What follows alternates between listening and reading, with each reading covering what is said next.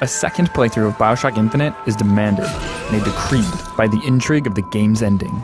The revelations of the final minutes have very clever telegraphing throughout the game, and the playful Lutece's banter will actually make sense. He doesn't row? No.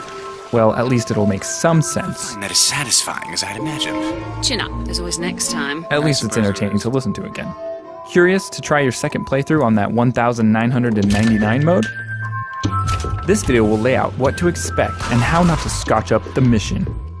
Which is a reference to something the loading screen says and not actually spilling scotch on your keyboard or controller.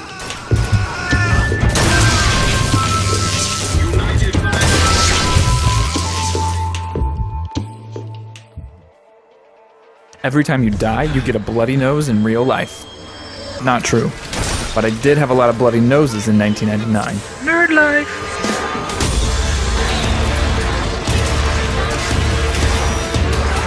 It does kick you to the menu if you run out of money, which forces you to your last checkpoint save, and the revival cost is high. It plays a lot like hard difficulty. Money is sparse, and since the death tax is high, vigor upgrades are mini miracles. Choose wisely. There are some strategies around this though. So when I die, I just restart from checkpoint, which is, I guess, like the old save and reload, right? Like, in doing that, it allows you to save your money, one thing, because stuff is really expensive in the beginning. It also lets you see a larger variety of gear, and let me dig into that a little bit. Whenever you pick up a new piece of gear, it's a random drop, like, so to speak, random drop. Like, all the items are built in the game, but the ones they give you are random. So I did a lot of reload. Like, there's one section right before the little arcade with the little puppets. In there, there's a spot like behind. It's not really a secret door, but it's a door that they don't lead you to. And there's a piece of gear there, and there's a piece of gear in the arcade. So that's two pieces of gear that's right next to each other that you can keep reloading to find like the two pieces of gear you want.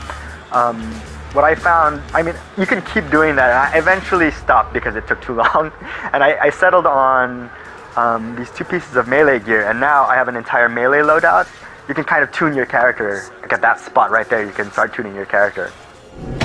One of the keys to combat in 1999 mode is crowd control, or to utilize your salts, the most efficiently. It's bucking Bronco.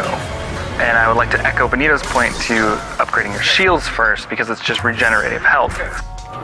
Better already. I would recommend going with the medium mode, particularly before you try something even more difficult like 1999 mode. That's because on medium mode, you basically are able to play with the vigors and sort of play with the combat, whereas in hard mode, you're mostly just surviving.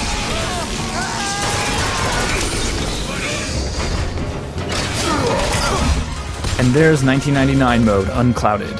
Please let us know, what is everyone's most effective vigor strategy? And do you think a harder mode would be to play while simulating the effects of the elevation of the Columbia flotilla? Cerebral edema mode, anyone? Well, anyway, thanks for watching.